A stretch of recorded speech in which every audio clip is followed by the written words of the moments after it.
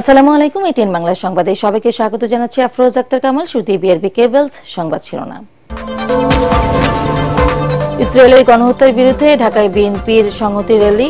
ফিলিস্তিনিকে রক্ষায় যুদ্ধে যেতে প্রস্তুত নেতাকর্মীরা। মুসলিম বিশ্বকে ঐক্যবদ্ধ হওয়ার আহ্বান। প্লট জালিয়াতির মামলায় হাসিনা পুতুল সহ 18 জনের বিরুদ্ধে গ্রেফতারি পরোয়ানা। জুলাই গণহত্যার 10 আসামিকে ধরতে রেড নোটিশ জারির আবেদন। সারা দেশে শান্তিপূর্ণ পরিবেশে হলো এসএসসির প্রথম পরীক্ষা। সুশৃঙ্খল আয়োজনে খুশি শিক্ষার্থী এবং অভিভাবকরা। প্রশ্ন ফাঁস ও গুজব রোধে সতর্ক সরকার। শেষ হলো বিনিয়োগ সম্মেলন। বিদেশিদের ইতিবাচক সাড়া মিলেছে। দাবি বিডার। ক্ষমতায় গেলে ব্যবসা বান্ধব ওয়ান স্টপ সেবা চালু করতে চায় এনসিপি। এবং যুক্তরাষ্ট্রের বাড়তি শুল্ক স্থগিতে সাময়িক সুরক্ষা হবে বাংলাদেশে। ভারতের ট্রান্সশিপমেন্ট সুবিধা বাতিলে সমস্যা হবে না, দাবি বাণিজ্য উপদেষ্টার। শুনছিলেন বিআরবি কেবলস সংবাদ শিরোনাম। এবার বিস্তারিত। গাজায় ইসরায়েলের গণহত্যার বিরুদ্ধে এবার গর্জে উঠেছে বিএনপি। নিরীহ ফিলিস্তিনিদের নির্বিচারে হত্যা বন্ধে নেতানিয়াহু সরকারকে কঠোর বার্তা দিয়েছেন দলটির নেতাকর্মীরা। সুযোগ পেলে ফিলিস্তিনিকে মুক্ত করতে ইসরায়েলের বিরুদ্ধে যুদ্ধ যেতেও প্রস্তুত তারা। বৃহস্পতিবার বিকেলে রাজধানীতে সংহতি র্যালির আগে সমাবেশে বিএনপি নেতারা অভিযোগ করেন, কয়েকটি দেশের মদদে ফিলিস্তিনে গণহত্যা চালাচ্ছে ইসরায়েল। এমন নির্মম হত্যাযজ্ঞের মুখেও মুসলিম বিশ্বের ভূমিকা প্রশ্নবিদ্ধ বলে মন্তব্য করেন তারা। দলটির নেতাদের অভিযোগ, ক্ষমতায় থাকতে আওয়ামী লীগ নানাভাবে ইসরায়েলকে সমর্থন দিয়েছিল। বিস্তারিত মাজহারুল হক মুয়াজ্জেরের রিপোর্টে। রাজনৈতিক কোনো প্রোগ্রাম নয়, নির্যাতিত নিপীড়িত ফিলিস্তিনের সমর্থনে বিএনপির এই আয়োজন। তাই দুপুরের পর থেকেই রাজধানীর নয়াপল্টনে দলের কেন্দ্রীয় কার্যালয় ও এর আশপাশের এলাকা জনসমুদ্রে পরিণত হয়। এক মঞ্চে দেখা গেল দলের সিনিয়র সব নেতাকে। সংহতি র্যালি শুরুর আগে সংক্ষিপ্ত সমাবেশের শুরুতেই নিরপরাধ গাজাবাসীর জন্য হয় মোনাজাত। বিএনপি নেতারা বলেন, সরকারকে ফিলিস্তিন ইস্যুতে শক্ত ভূমিকা নিতে দেখা যাচ্ছে না। বিএনপির ক্ষমতায় যাওয়া ঠেকাতে ব্যস্ত অনেকে। যারা আমাদের মতের সঙ্গে একমত না, তারাই আন্দোলনটাকে দুর্বল করার জন্য আমাদের এই আন্দোলনে বিশৃঙ্খলা সৃষ্টির চেষ্টা করবে, টাকা পয়সা খরচ করেও চেষ্টা করবে। তারা পতিত স্বৈরাচারের লোক, তারা ইসরায়েলের লোক। আওয়ামী লীগের ইতিহাস হচ্ছে ইসরায়েলকে পরোক্ষভাবে স্বীকৃতি দিয়ে বাংলাদেশের পাসপোর্ট থেকে ইসরায়েলে যাওয়া বন্ধ করার যে নিষেধাজ্ঞা ছিল সেটা তুলে দিয়ে আওয়ামী লীগ ইসরায়েলকে পরোক্ষভাবে স্বীকৃতি দিয়েছিল। আওয়ামী লীগ ইসরায়েল থেকে আড়ি পাতার যন্ত্র কিনে এদেশের রাজনৈতিক কর্মী সহ সামাজিক কর্মী, মানবাধিকার কর্মীদের জনগণের বিরুদ্ধে আড়ি পাতার যন্ত্র কিনে তারা যে নির্যাতন নিপীড়নের সূচনা করেছে তার সাথে ইসরায়েল জড়িত, ইসরায়েলের সাথে আওয়ামী লীগ জড়িত। প্রধান অতিথির বক্তব্যে দলের স্থায়ী কমিটির সদস্য মির্জা আব্বাস বলেন, শুধু ইসরায়েল নয়, ভারতেও অনেক মুসলমান নির্যাতিত। এই সব কিছুর প্রতিবাদ করতে হবে। যদি আজকে সুযোগ হতো, আমরা মুক্তিযুদ্ধ করেছি, আল্লাহর রহমতে বিশ্বের যে কোনো দেশে গিয়ে বাঙালি জামাত ছেলেরা যুদ্ধ করে দেশকে বাঁচানোর জন্য একটা চেষ্টা করতে পারে। আমার মনে পড়ছে শহীদ রাষ্ট্রপতি জিয়া রহমানের কথা। আমি কৃতজ্ঞ চিত্রে শহীদ রাষ্ট্রপতি জিয়া রহমানের কথা আমি স্মরণ করব, যিনি ইরাক ইরান যুদ্ধের বন্ধে হস্তক্ষেপ করেছিলেন। আমি বিশ্বাস করি যদি আজকে শহীদ রাষ্ট্রপতি জিয়া রহমান বেঁচে থাকতেন, এমন ভূমিকা নিতেন যে ইসরায়েল এই অপকর্ম করার সাহস করত না। সমাবেশ শেষে শুরু হয় বিশাল র্যালি। এতে ঢল নামে নেতাকর্মীদের। সকলের কণ্ঠেই ফিলিস্তিনের পক্ষে দৃঢ় অবস্থান। ইসলামিক মূল্যবোধে বিশ্বাসী দল হিসেবে প্যালেস্টাইনের পাশে দাঁড়ানোর জন্য আজকের এই সংহতি প্রতিবাদ মিছিল। র্যালিটি কাকরাইল, শান্তিনগর, মালিবাগ, মগবাজার, বাংলা মোটর হয়ে সোনারগাঁও হোটেলের মোড়ে গিয়ে শেষ হয়। ফিলিস্তিনের সমর্থনে এভাবেই ঢাকার রাজপথকে জনসমুদ্রে পরিণত করলো বাংলাদেশ জাতীয়তাবাদী দল বিএনপি। কিন্তু আদৌ কি এই মিছিলের ঢেউ নির্যাতিত নিপীড়িত ফিলিস্তিনবাসীর উপর কোনো প্রভাব ফেলবে? বিএনপি নেতারা বলছেন, এই ইস্যুতে সরকারকেও আরো কঠোর হতে হবে, পাশাপাশি মুসলিম বিশ্বকেও থাকতে হবে এক। মাজহারুল হক মুয়াজ্জের, এটিএন বাংলা, ঢাকা। রাজুকের প্লট জালিয়াতির মামলায় সাবেক প্রধানমন্ত্রী শেখ হাসিনা তার মেয়ে সাইমা ওয়াজেদ পুতুল সহ 18 জনের বিরুদ্ধে গ্রেফতারি পরোয়ানা জারি করেছে আদালত। ঢাকার মেট্রোপলিটন সিনিয়র স্পেশাল জজ জাকির হোসেন গালিবের আদালত দুদকের দেয়া চার্জশিট আমলে নিয়ে তাদের বিরুদ্ধে এই পরোয়ানা জারি করেন। একই সঙ্গে আগামী 4 মে গ্রেফতার সংক্রান্ত তামিল প্রতিবেদন দাখিলের তারিখ ধার্য করেছেন বিচারক। মিজান শাহজাহানের রিপোর্ট। ধানমন্ডি আবাসিক এলাকায় রাজুকের এখতিয়ারাধীন আবাসন সুবিধা থাকার পরও শেখ হাসিনা ক্ষমতায় থাকাকালে মেয়ে সাইমা ওয়াজেদ পুতুল সহ পরিবারের অন্যান্য সদস্যদের নামে পূর্বাচলে 10 কাঠার 6টি প্লট বরাদ্দ নেন। জালিয়াতি করে প্লট বরাদ্দ দেওয়া ও নেয় শেখ হাসিনা পুতুল সহ গণপূর্ত মন্ত্রণালয় ও রাজুকের কর্মকর্তা সহ মোট 18 জনের বিরুদ্ধে গেল 12 জানুয়ারি মামলা করেন দুদকের সহকারী পরিচালক আপনান জান্নাত কেয়া। দুপুরে ঢাকার মেট্রোপলিটন সিনিয়র স্পেশাল জজ জাকির হোসেন গালিবের আদালতে চার্জশিট দাখিল করা হয়। এ সময় মামলার তদন্তের স্বার্থে পলাতক আসামিদের গ্রেপ্তারে পরোয়ানা জারির আবেদন করেন তদন্ত কর্মকর্তা। শুনানি শেষে আদালত চার্জশিট আমলে নিয়ে আসামিদের বিরুদ্ধে পরোয়ানা জারির পাশাপাশি 4 মে গ্রেপ্তার সংক্রান্ত তামিল প্রতিবেদন দাখিলের দিন ধার্য করেন। ফ্যাসিস্ট হাসিনা এবং তার মেয়ে সাইমা ওয়াজেদ পুতুল আজকে যে মামলাটি সেই মামলাটি দুজনে আসামি এবং রাজুকেরও কর্মকর্তা কর্মচারীরা এখানে এই মামলার আসামি হিসাবে আছে। আসামিদের সম্পদ জব্দের বিষয়ে দুদকের মুখপাত্র আক্তার হোসেন বলেন, তাদের বিষয়ে আদালত যে নির্দেশনা দেবেন সেই অনুযায়ী পদক্ষেপ নেবেন তারা। এ বিষয়ে যেহেতু বিজ্ঞ আদালতে মামলাটি বিচারাধীন রয়েছে, পরবর্তী যেই বিচারিক কার্যক্রম সংক্রান্তে যা যা প্রয়োজনীয় হবে সেগুলি বিজ্ঞ আদালতের নির্দেশনা অনুযায়ী হবে। যে গ্রেপ্তারি পরোয়ানা ইস্যু হয়েছে এটা তামিলের জন্য নিশ্চয়ই এটা পুলিশ বিভাগ এবং যাদেরকে আদালত দায়িত্ব দিবেন জারি করা তামিল করার জন্য, পরোয়ানা তামিল করার জন্য যেই সংস্থাকে দায়িত্ব দিবেন তারা তামিল করে একটা প্রতিবেদন বিজ্ঞ আদালতে দাখিল করবেন। পরোয়ানা জারি হওয়া অপর আসামিরা হলেন গৃহায়ন ও গণপূর্ত মন্ত্রণালয়ের সাবেক প্রতিমন্ত্রী শরীফ আহমেদ, সচিব মোহাম্মদ শহীদুল্লাহ খন্দকার, অতিরিক্ত সচিব কাজী ওয়াসি উদ্দিন, সিনিয়র সহকারী সচিব পুরবী গোলদার, প্রশাসনিক কর্মকর্তা মোহাম্মদ সাইফুল ইসলাম সরকার, রাজুকের সাবেক চেয়ারম্যানের পিএ মোহাম্মদ আনিসুর রহমান মিয়া, সাবেক সদস্য মোহাম্মদ খুরশিদ আলম, কবির আল আসাদ, তন্ময় দাস, মোহাম্মদ নাসির উদ্দিন, অবসরপ্রাপ্ত মেজর ইঞ্জিনিয়ার শামসুদ্দিন আহমেদ চৌধুরী, মোহাম্মদ নুরুল ইসলাম, পরিচালক শেখ শাহিনুল ইসলাম, উপপরিচালক মোহাম্মদ হাফিজুর রহমান, হাবিবুর রহমান ও মোহাম্মদ সালাহউদ্দিন। মিজান শাহজাহান, এটিএন বাংলা, ঢাকা। ওবায়দুল কাদের, আসাদুজ্জামান খান কামাল সহ জুলাই গণহত্যার 10 আসামির বিরুদ্ধে ইন্টারপোলের মাধ্যমে রেড নোটিশ জারির আবেদন করেছে আন্তর্জাতিক অপরাধ ট্রাইব্যুনালের প্রসিকিউশন। সাংবাদিকদের সঙ্গে মতবিনিময় সভায় ট্রাইব্যুনালের চিফ প্রসিকিউটর তাজুল ইসলাম জানান, গণহত্যার মাস্টারমাইন্ড ও সরাসরি জড়িতদের বিচারে অগ্রাধিকার দিচ্ছে প্রসিকিউশন। জুলাই গণহত্যার 4টি তদন্ত শেষ পর্যায়ে জানিয়ে তিনি জানান শিগগিরই চূড়ান্ত রিপোর্ট দেওয়া সম্ভব হবে। আরও জানাচ্ছেন হুমায়ুন চিস্তি। জুলাই আগস্ট গণ অভ্যুত্থানে হত্যা, গণহত্যা ও মানবতা বিরোধী অপরাধের বিচারে পুনর্গঠন করা হয় আন্তর্জাতিক অপরাধ ট্রাইব্যুনাল। ট্রাইব্যুনালের সংশোধিত আইন ও বিচার কাজের সবশেষ অগ্রগতি তুলে ধরতে সাংবাদিকদের সাথে মতবিনিময় করে প্রসিকিউশন টিম। প্রধান কমান্ডার কিভাবে নির্দেশ দিয়েছেন সেটা আরেকটা পর্ব। প্রসিকিউশন জানায়, এ পর্যন্ত দায়ের হওয়া 339টি অভিযোগে আসামি 141 জন, যার মধ্যে গ্রেফতার 54 জন, শেখ হাসিনা সহ পলাতক 87 জন।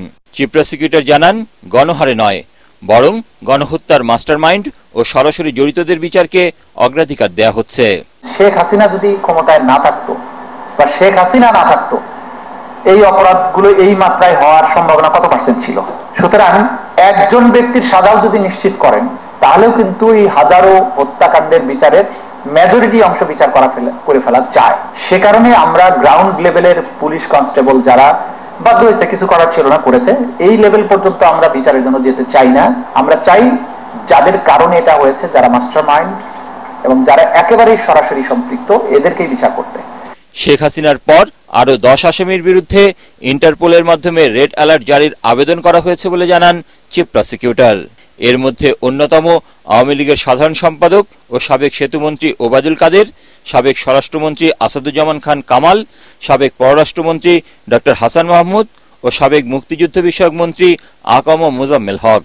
10 জনের বিরুদ্ধে আমরা রেড নোটিশের জন্য সমস্ত ডকুমেন্ট তৈরি করে আমাদের অফিস থেকে ইন্সপেক্টর জেনারেল অফ পুলিশের অফিসে পাঠিয়েছি এবং তারা সেখান থেকে যথা নিয়মে এটা ইন্টারপোলের কাছে পাঠাবেন। স্বচ্ছ ও নিরপেক্ষ বিচার নিশ্চিতে গঠনমূলক সমালোচনার মাধ্যমে ট্রাইব্যুনালকে সহযোগিতা করতে সাংবাদিকদের আহ্বান জানান চিফ প্রসিকিউটর। সবাইকে ধন্যবাদ। আসসালামু আলাইকুম। হুমায়ুন চিস্তি, এটিএন বাংলা, ঢাকা। সারা দেশে শান্তিপূর্ণ পরিবেশে অনুষ্ঠিত হলো এসএসসি ও সমমানের প্রথম পরীক্ষা। এবার অংশ নিয়েছেন 19,28,000-এরও বেশি শিক্ষার্থী। প্রথম দিন বাংলা প্রথম পত্র পরীক্ষার সার্বিক পরিবেশে সন্তোষ জানান শিক্ষার্থী এবং অভিভাবকরা। সুশৃঙ্খল পরীক্ষা আয়োজনে তৎপর ছিল আইন শৃঙ্খলা বাহিনী। সতর্ক অবস্থানে দেখা গেছে সেনাবাহিনীকেও। মতিঝিলে পরীক্ষা কেন্দ্র পরিদর্শনে গিয়ে শিক্ষা উপদেষ্টা ডক্টর CR আবরার বলেন, প্রশ্ন ফাঁস ও গুজব রোধে সতর্ক রয়েছে আইন শৃঙ্খলা বাহিনী। আদিন সজীবের রিপোর্ট। ওদের স্বপ্নটা অনেক বড়, সেই স্বপ্নের মতোই বড় হতে 10টা বছর কত চেষ্টাই না করেছে এক একজন। এবার হাজির হয়েছে জীবনের গুরুত্বপূর্ণ ধাপ, এসএসসি ও সমমানের পরীক্ষায়। প্রথম বোর্ড পরীক্ষা, পর্যাপ্ত প্রস্তুতি থাকার পরেও একটু আধটু চিন্তার ভাঁজ সবার মধ্যে। কেউ শক্ত থাকার চেষ্টা করে, কেউ বা কান্নায় ভেঙে পড়ে। তাদের জন্য সাহস হয়ে দাঁড়ান অভিভাবকরা। দুশ্চিন্তা কাটাতে বাবা মার দোয়া, ভয় নেই, সব ভালো হবে। প্রথম বোর্ড পরীক্ষা, এটার জন্য অনেক নার্ভাস। একটু 10 বছর একটা সাধনা, সবাই তো এখন ভগবানের কাছে প্রার্থনা করে সবাই যেন ভালো করুক। আমার বড় ভাই বোনরা শর্ট সিলেবাসে পরীক্ষা দিয়েছিল, আমি লং সিলেবাসে দিচ্ছি। সেটার জন্য নিজের কাছে একটা এক্সট্রা অর্জন লাগবে যে অ্যাটলিস্ট ওদের থেকে একটু হলেও আগিয়ে থাকতে পারবো। আমি সবসময় চেষ্টা করব যে আমার মেয়ে যেন তার স্বপ্নের জায়গাটায় পৌঁছাতে পারে এবং তার স্বপ্নের জায়গায় পৌঁছানোর জন্য আমি সবসময় পাশে থাকব। এবারও পরীক্ষার 30 মিনিট আগে কেন্দ্রে প্রবেশের নির্দেশনা ছিল। শিক্ষার্থীরাও প্রথম দিনে কেন্দ্রে আসেন ঠিক সময় মতো। যানজটের মতো সমস্যা এড়াতে কেউ কেউ আরো আগেই কেন্দ্রে পৌঁছায়, নেয় শেষ সময়ের প্রস্তুতি। প্রত্যেকটা সাবজেক্টে GPA 5 টার্গেট রাখছি, ওরকম ভাবে পড়াশোনা করছি। জীবনের জন্য খুবই একটা গুরুত্বপূর্ণ এক্সাম, এটা আমাদের অ্যাডমিশন টাইমেও অনেক বেশি এফেক্ট করবে। পরিবেশ চালানোর মতো ভালো এবং ভিতরের পরিবেশও মনে হচ্ছে যে ভালো।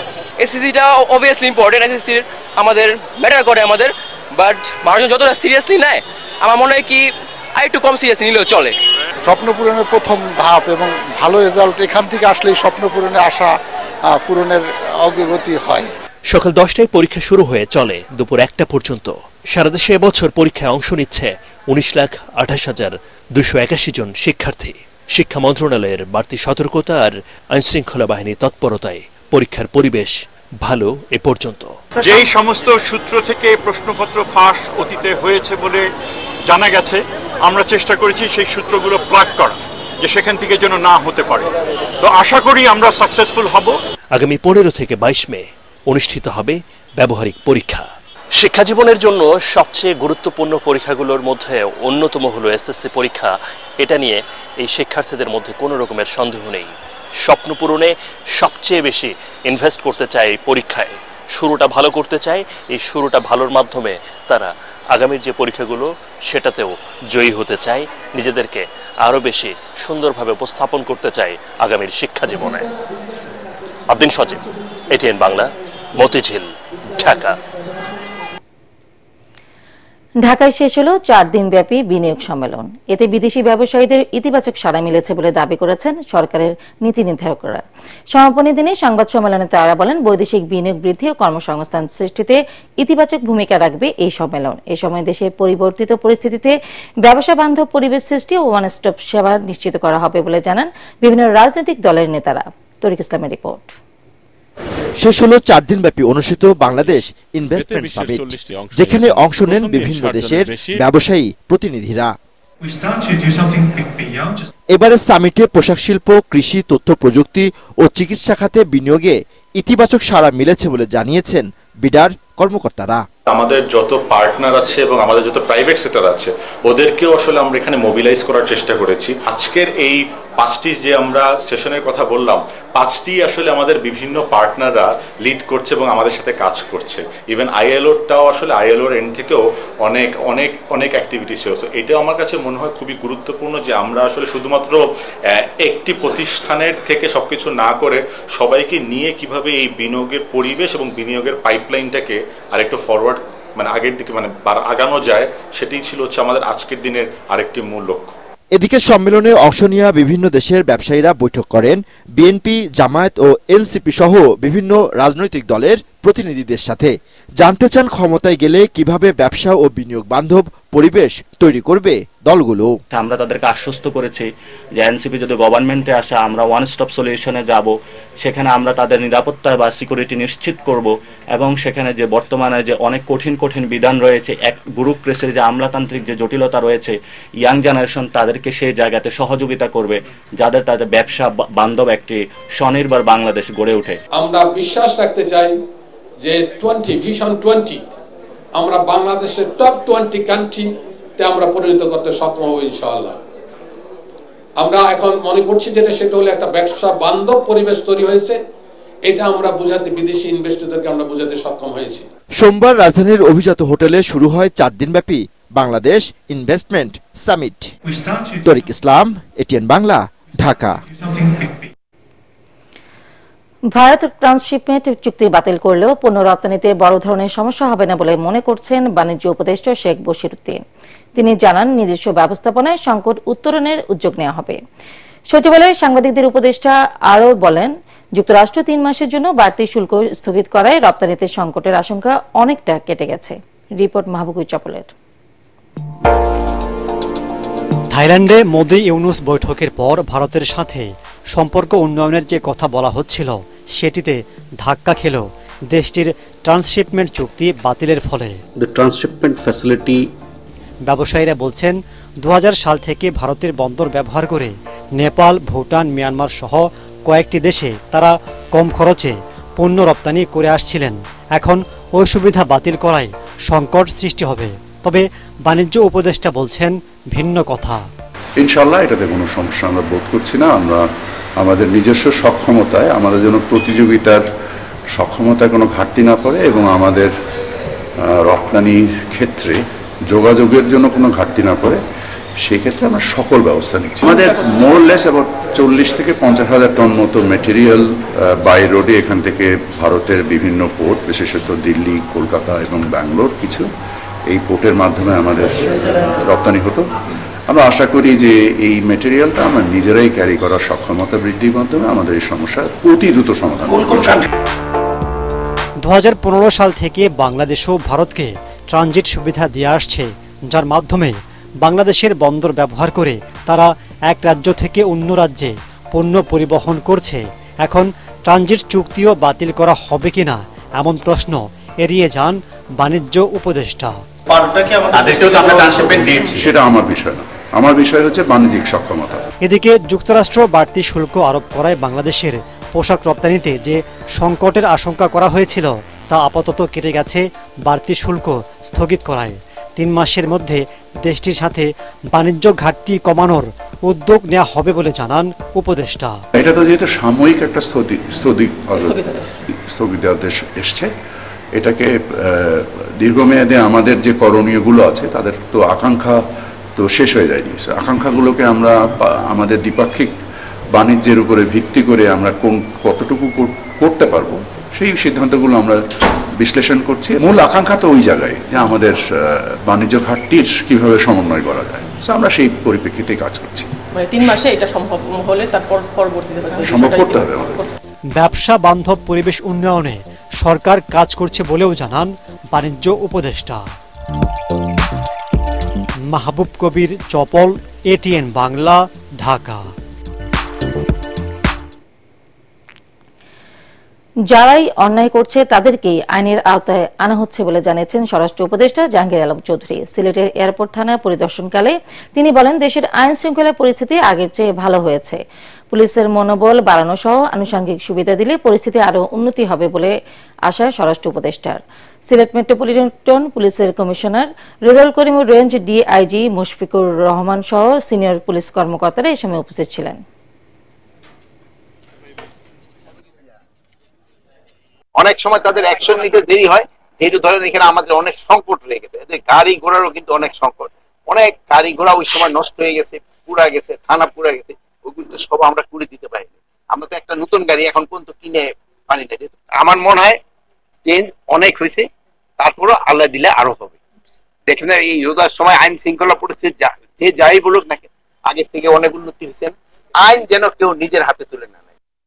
বিশ্বের উন্নত দেশগুলোতে বাংলাদেশি কর্মীদের জন্য ব্যাপক কর্মসংস্থানের সুযোগ সৃষ্টির উদ্যোগ নিয়েছে অন্তর্বর্তী সরকার। প্রবাসী কল্যাণ মন্ত্রণালয় জাপানের একটি কোম্পানির সাথে বিনামূল্যে অভিবাসন, ভাষা ও কারিগরি প্রশিক্ষণ বিষয়ক সমঝোতা স্মারক সই অনুষ্ঠানে উপদেষ্টা ডক্টর আসিফ নজরুল একথা জানান।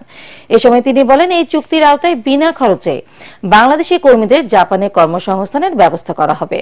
Care giver, industrial packaging, plastic moulding, rod binding এবং অটোমোবাইল মেকানিক ট্রেডে জাপানি এই কোম্পানি বাংলাদেশি কর্মীদের প্রশিক্ষণ দেবে।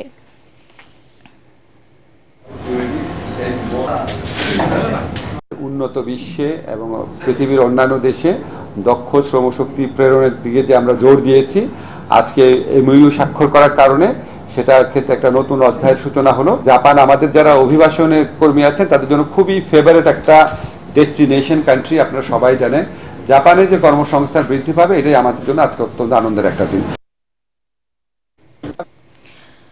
দেশে সাম্প্রদায়িক সহিংসতার ঘটনাগুলো বিক্ষিপ্ত ও রাজনৈতিকভাবে উস্কে দেওয়া বলে মন্তব্য করেছেন ধর্ম উপদেষ্টা আ.ফ.ম. Khalid Hossain.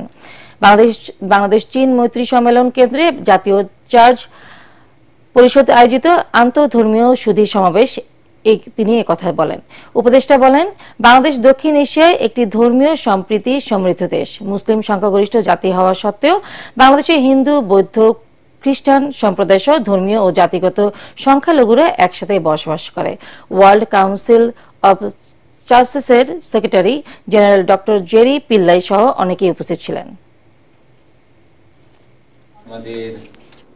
Despite being a Muslim majority nation, Bangladesh has a significant presence of religious and ethnic groups, ethnic communities, including Hindus, Buddhists, Christians and ethnic communities. Partex খেলার খবর।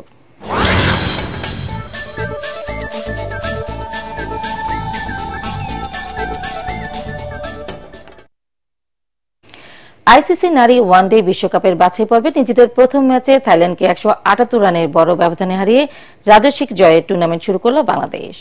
সেই সঙ্গে দারুণ এক সেঞ্চুরি হাঁকিয়েছেন অধিনায়ক নিগার সুলতানা জ্যোতি। লাহোর সিটি ক্রিকেট অ্যাসোসিয়েশন মাঠে টস হেরে ব্যাটিংয়ে নেমে 3 উইকেটে 271 রান সংগ্রহ করে বাংলাদেশ। নিজেদের ওয়ানডে ইতিহাসে সর্বোচ্চ এটি ক্যারিয়ারের প্রথম সেঞ্চুরি করে 80 বলে 101 রানে অপরাজিত থাকেন অধিনায়ক নিগার সুলতানা জ্যোতি। 126 বলে 94 রানে অপরাজিত থাকেন শারমিন আক্তার। 53 রান করেন ফারজানা হক। জবাবে উদ্বোধনী জুটিতে 38 রান তোলার পরই খেই হারায় থাইল্যান্ড। ফাইমা খাতুন আর জানাতুল ফেরদৌসের বোলিংয়ে মাত্র 93 রানে গুটিয়ে যায় তারা। ফাইমা ও জানাতুল 10 উইকেট ভাগাভাগি করে নিয়েছেন। 13 এপ্রিল দ্বিতীয় ম্যাচে আয়ারল্যান্ডের মুখোমুখি হবে বাংলাদেশ নারী ক্রিকেট দল। শেষ করার আগে বিআরবি কেবলস সংবাদ শিরোনাম আরো একবার।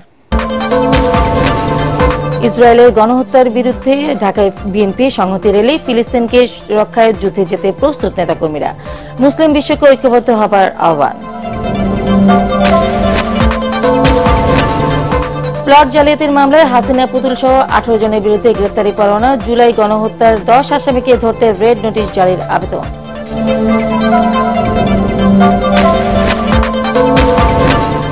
সারা দেশে শান্তিপূর্ণ পরিবেশে হলো এসএসসির প্রথম পরীক্ষা। সুশৃঙ্খল আয়োজনে খুশি শিক্ষার্থী এবং অভিভাবকরা। প্রশ্ন ফাঁস ও গুজব রোধে সতর্ক সরকার। শেষ হলো বিনিয়োগ সম্মেলন। বিদেশিদের ইতিবাচক সাড়া মিলেছে। দাবি বিডার ক্ষমতায় গেলে ব্যবসা বান্ধব ওয়ান স্টপ সেবা চালু করতে চায় এনসিপি। এবং যুক্তরাষ্ট্রের বাড়তি শুল্ক স্থগিতে সাময়িক সুরক্ষা হবে বাংলাদেশের। ভারতের ট্রান্সশিপমেন্ট সুবিধা বাতিলের সমস্যা হবে না, দাবি বাণিজ্য উপদেষ্টার। পরবর্তী সংবাদ দেখার আমন্ত্রণ জানিয়ে এখনকার মতো শেষ করছি। এটিএন বাংলা সংবাদ ইউটিউবে দেখতে ব্রাউজ করুন YouTube/ATN বাংলা নিউজ। ধন্যবাদ সবাইকে।